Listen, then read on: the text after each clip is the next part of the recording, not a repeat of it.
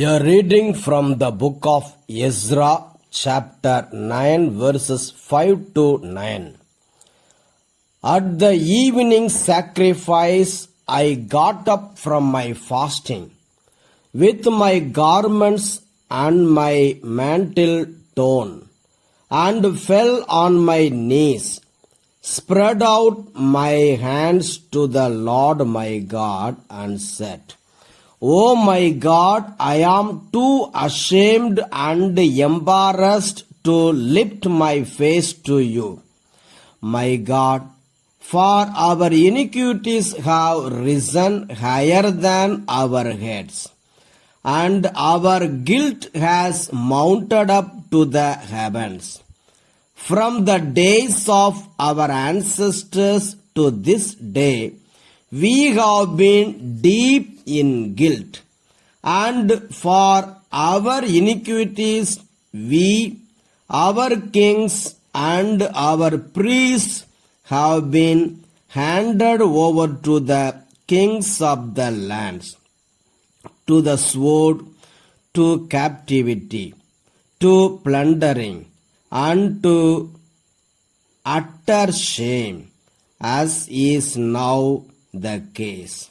But now, for a brief moment, favor has been shown by the Lord our God, who has left us a remnant and given us a stake in his holy place, in order that he may brighten our eyes and grant us a little sustenance in our slavery. For we are slaves, yet our God has not forsaken us in our slavery, but has extended to us his steadfast love before the kings of Persia, to give us new life, to set up the house of our God, to repair its ruins, and to give us a wall in Judea and Jerusalem. The word of the Lord. Thanks be to God.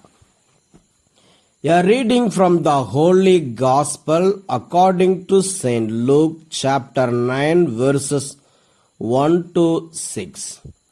Then Jesus called the 12 together and gave them power and authority over all demons and to cure diseases.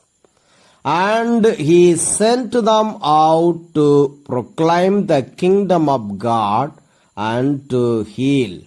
He said to them, Take nothing for your journey, no staff, nor bag, nor bread, nor money, not even an extra tunic. Whatever house you enter, stay there, and live from there. Wherever they do not